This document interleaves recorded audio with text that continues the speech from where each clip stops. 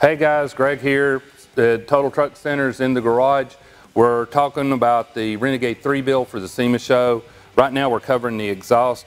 We got Flowmaster's U-Fit kit, and we also use the Super HP2 muffler. The HP2 muffler, design flow muffler with no chambers. It has a ceramic blanket on the inside that helps keep the system cool. It has a lifetime warranty. It gets manufacturer's defects and finish. It comes in a number of finishes. What we decided to use was a 409S stainless case. Great muffler, has a nice sound to it.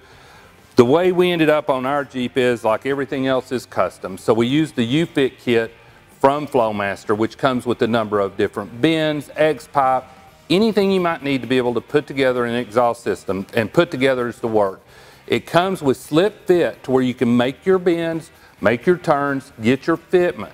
You'll need a rack. There is no hardware included because the pipe, once you get your layout completed, has to be welded. This is a pretty intense part of a build. It might be something you want to look at having completed for you.